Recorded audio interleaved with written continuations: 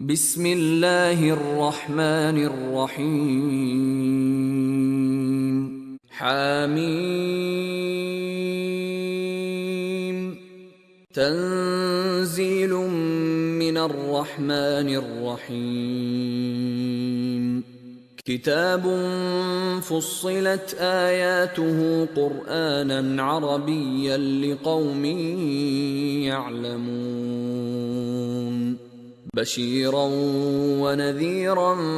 فأعرض أكثرهم فهم لا يسمعون وقالوا قلوبنا في أكنة مما تدعونا إليه وفي آذاننا وقر ومن بيننا وبينك حجاب فاعمل إننا عاملون قل إنما أنا بشر مثلكم يوحى إلي أنما إلهكم إله واحد فاستقيموا إليه واستغفروه وويل للمشركين الذين لا يؤتون الزكاة وهم بالآخرة هم كافرون إن الذين آمنوا وعملوا الصالحات لهم أجر غير ممنون قل أئنكم لتكفرون بالذي خلق الأرض في يومين وتجعلون له أندادا ذلك رب العالمين وجعل فيها رواسي من فوقها وبارك فيها وقدر فيها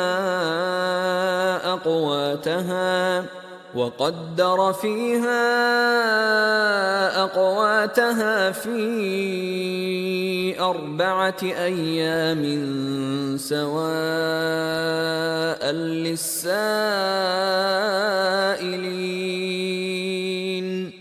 ثم استوى إلى السماء وهي دخان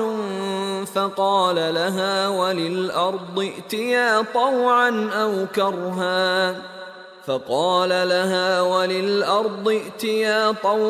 أو كرها قالتا أتينا طائعين فقضاهن 7 سماوات في يومين وأوحى في كل سماء أمرها وزينا السماء الدنيا بمصابيح وحفظا ذلك تقدير العزيز العليم فإن أعرضوا فقل أنذرتكم صاعقة مثل صاعقة عاد وثمود إذ جاءتهم الرسل من بين أيديهم ومن خلفهم ألا تعبدوا إلا الله قالوا لو شاء ربنا لأنزل ملائكة فإنا بما أرسلتم به كافرون فأما عاد فاستكبروا في الأرض بغير الحق وقالوا من أشد منا قوة أولم يروا أن الله الذي خلقهم هو أشد منهم قوة وكانوا بآياتنا يجحدون فأرسلنا عليهم ريحا صرصرا في أيام نحسات لنذيقهم عذاب الخزي في الحياة الدنيا، ولعذاب الآخرة أخزى وهم لا ينصرون. وأما ثمود فهديناهم فاستحبوا العمى على الهدى فأخذتهم صاعقة